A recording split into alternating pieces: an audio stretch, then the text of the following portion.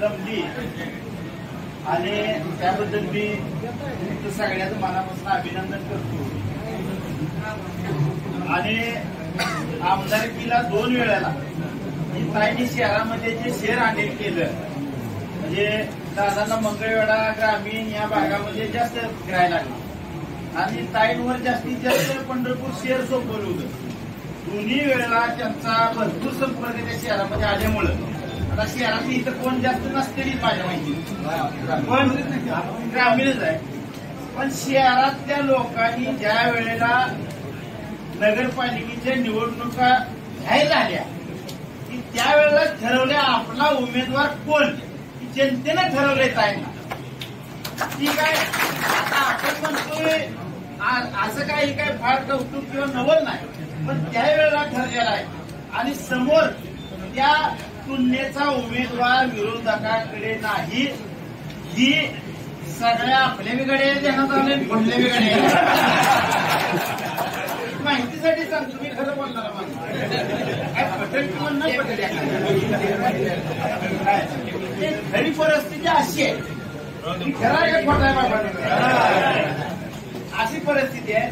मग आपला उमेदवार जी नगराध्यक्ष पदाला उभा राहणार आहे ही उमेदवार आपला काय कच्चा नाही. आपला उमेदवार ही आमदारकीच्या लेवलचा ही बाजू जी आपली ही आहे. बऱ्याच वेळा दादाला थांबवून ताईला उभा करा म्हणून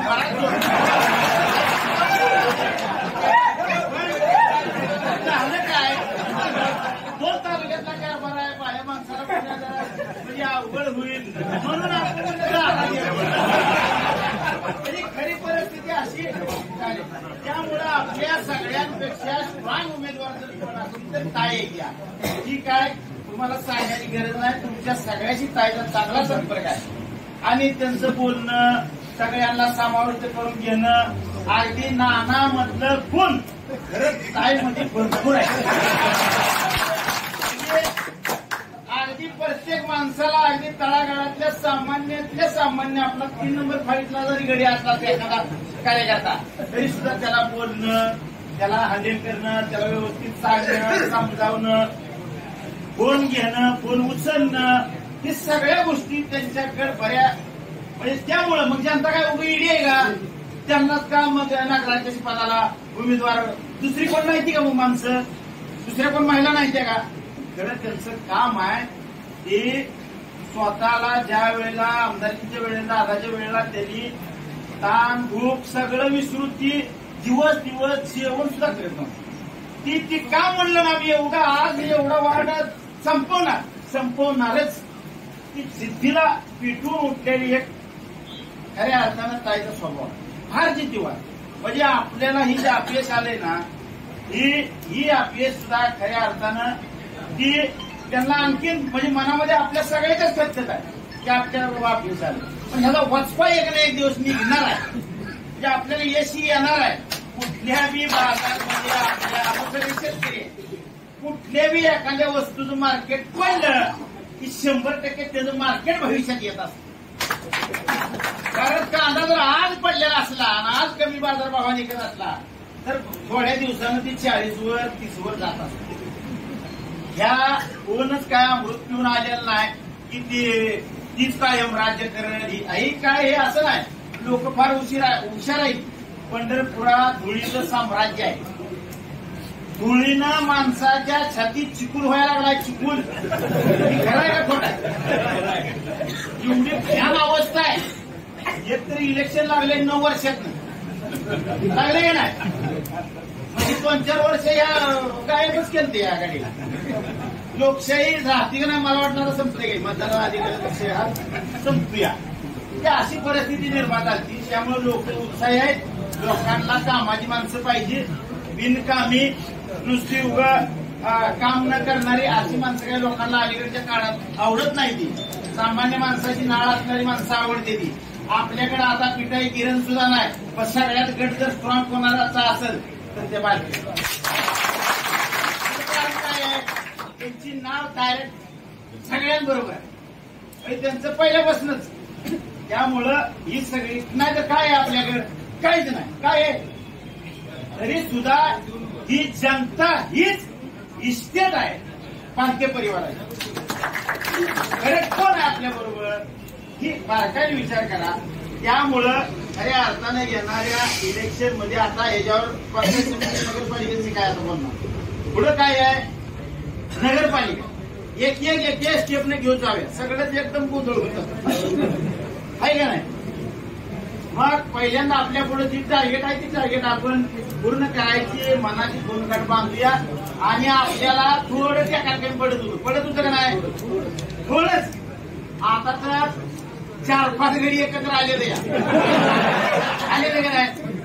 बरं मी म्हणतो उशिराला शांत सुचून आपण सुचले या मनात कोण असेल ह्याच्या मागचा मास्टर माइंड काय असेल काय का असेल ना. पण ज्यानं आपल्या सगळ्याची जिरवायची ठरवली होती आता ती सगळी मिळून त्याची जिरवणार आहे. आता कायम आपल्यात एक फोडायचा समोर त्यानं निवडणुकीत काही त्या अशा पद्धतीनं गेले 25 वर्ष राजकारण होतं. 25 वर्षात जर ही फोडाफोडी बंद करून ती काय अशी काय वायपट बोलणारी माणसं होती ती सगळी एका पोत्यातच कुणी भरली असते तर फक्त बाहेर कारण ती काय करायची माहिती आहे का, प्रत्येक वेळी एक फोडायची ती पुढची समोर ते सत्ता येईल असं वातावरण. पण निदान उशिरा का होईना पण शांतपण सुचलेला आहे. त्याबद्दल सगळ्या मनापासून यांचं स्वागत करतो. कारण परिवार हा एकच राहायला होतंय काय. आता आमच्यात भाऊ आहे, एक भाऊ आबाकर, दुसरा भगीरथ आबा, तिसरा चेअरमनकर. आता तिघातच भारत मिळत नसतो या घोटाळा होतोय. ही काय मोकळी होती पण आपल्यात बी भानगड येते का नाही. पण ही एकत्र आली आता आपलं बी भेटत या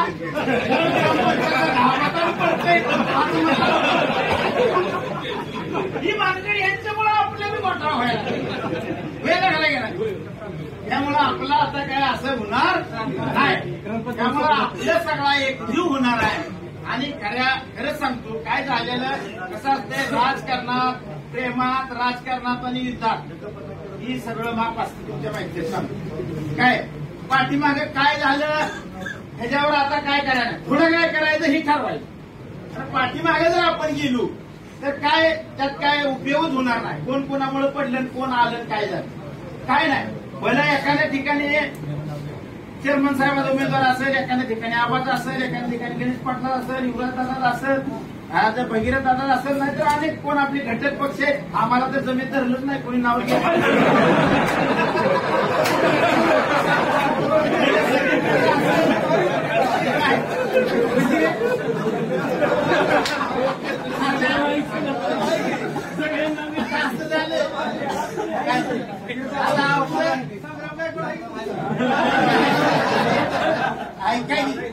अशी परिस्थिती झाली की आम्ही सगळ्या प्रत्येक माणसाला आतापर्यंत पहिल्यापासून म्हणजे आमच्या वडिलांपासून आमचं वडील आणि नाना त्यावेळेला नानाचंच काम आमचं वडील करत होतं. ज्या वेळेला मला कळायला लागलं त्यावेळेपासून तर नाना भगीरथ दादाची माझी ओळख नव्हती तेव्हापासून नाना म्हणजे अशी परिस्थिती पहिल्यापासून होती. असं मी माझ्यावर सांगत नाही माझं पण अशी सगळ्या कार्यकर्त्यांची अशी नाळ ही खरं का खोटा आहे. त्या सुद्धा कार्यकर्त्याला ही निवडणूक कोणाची आहे, कार्यकर्ते. ही निवडणूक कार्यकर्त्याची. प्रामाणिक कार्यकर्त्याला न्याय मिळाला पाहिजे, प्रामाणिक कार्यकर्त्याला दिली पाहिजे, कामाची माणसं पुढे गेली पाहिजे. जसं एखाद्या विधानसभेमध्ये एखादा कामाला माणूस झालेला विधानसभा दान हलती तसं पंचायत समिती, जिल्हा परिषद आणि नगरपालिकेमध्ये कामाची माणसं गेली पाहिजे. त्याशिवाय आपला परिवार हा मोठा होणार नाही. एवढी कळकळीची विनंती करतो. शेवटी आपल्याला सगळ्याचा जरी विचार वेगवेगळा असलं तर शेवटी कुणाच्या तरी एकाच ऐकायला लागतं. आणि आपण सगळ्यांनी दादाला विचार मान्य केलेला आहे. दादा जी काय सांगते ते आपण सगळे मान्य करणार आहे. पण काय गोष्टी आपण बोलण्याशी दादाला कशा कळायच्या. त्यामुळं सगळ्याच्या मनात जी काही गोष्टी आहेत ती बोलून दाखवा. मला मी दाखवायच होतो आपण खोलीत काय काय बोलायचं होतं पण म्हटलं आता ओपन बोलून